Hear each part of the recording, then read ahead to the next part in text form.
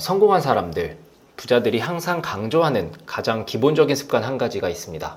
바로 청소, 정리정돈입니다. 자기 자신의 주변 환경을 항상 최상의 상태로 만들어 놓는 거죠. 사실 우리 중에 집안을 깔끔히 정리해야 한다는 당연한 사실을 모르는 사람은 없을 것입니다. 세계적인 심리학자 조던 피터슨도 청소에 대해서 이렇게 이야기했습니다. Clean up your room. Schedule your time. Start taking control of yourself. I had a girl come up to me last night at the end of my talk.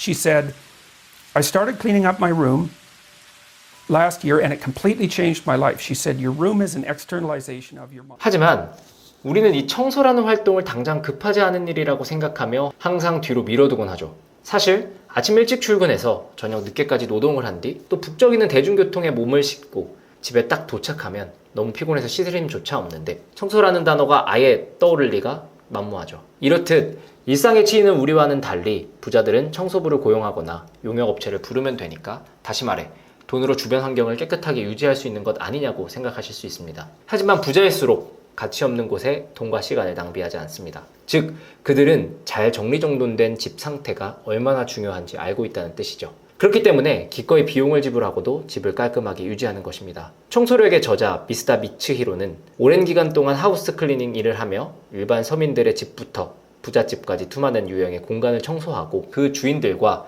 교류하며 깨닫게 된 것으로 책을 엮어 우리들에게 전달해주고 있습니다. 자, 지금부터 부자들이 청소, 정리정돈을 왜 중요히 여기는지 그 세 가지 이유를 이 영상에 설명해 드리도록 하겠습니다. 첫 번째, 더러운 집은 부정적인 에너지를 끌어당기는 힘이 있다고 저자는 말합니다. 방의 상태가 그 사람의 마음 상태를 보여준다고 말하는 거죠. 부자들의 방은 대체로 깔끔하고 잘 정돈되어 있지만 가난한 사람의 방은 온갖 물건들이 나뒹굴고 있으며 옷가지나 식기들이 여기저기에 쌓여 있다고 합니다. 그는 말했습니다. 방이 더러운 사람은 불행한 느낌이 강하고 방이 깨끗한 사람은 행복감이 강하다라고요.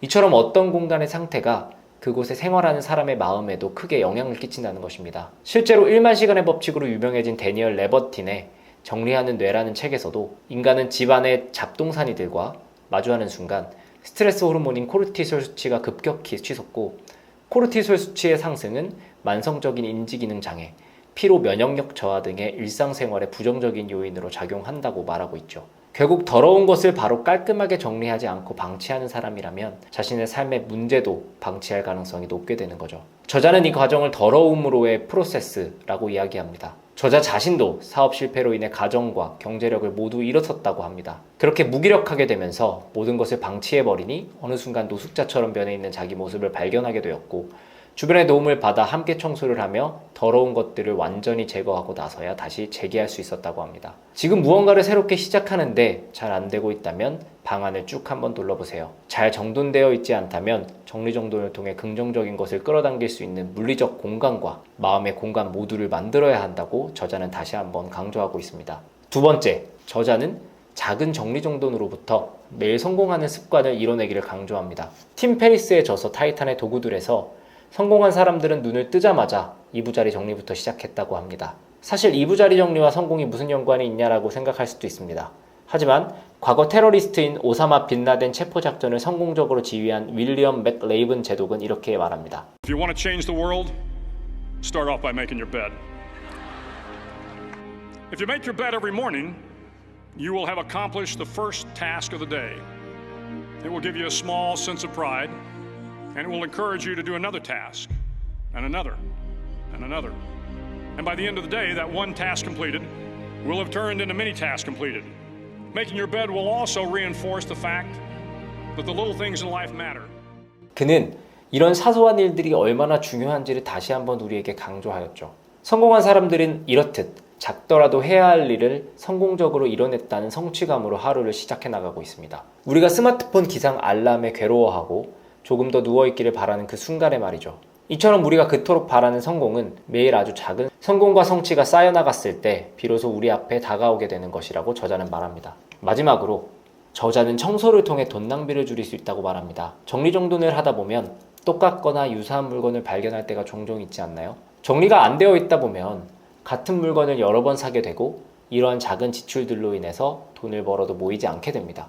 낭비라는 표현을 우리 흔히 비싼 것을 살 때 입에 담곤 하지만 사실은 불필요한 것을 사는 행동이 정말 낭비를 의미하는 것이죠. 자수성가한 대표적인 인물인 김승우 회장, 이 수천억 원대의 자산가 또한 본인의 유명한 저서인 돈의 속성에서 부자가 되기 위해 당장 우리가 실천할 수 있는 일로 서랍에 있는 모든 물건을 전부 한 곳에 모아놓고 정리하라고 얘기하고 있습니다. 이렇게 정리를 하고 나면 쓸데없는 물건들은 전부 버리게 되고 필요한 물건들은 제자리에 배치되어 시간과 돈을 모두 절약할 수 있게 되는 것입니다. 이렇게 정리정돈을 통해 낭비를 줄이게 되면 앞으로 집에 있는 물건을 다루는 마음가짐이 달라지게 되고 정말 필요한 소비만 하게 되는 건강한 습관을 갖게 될 것입니다.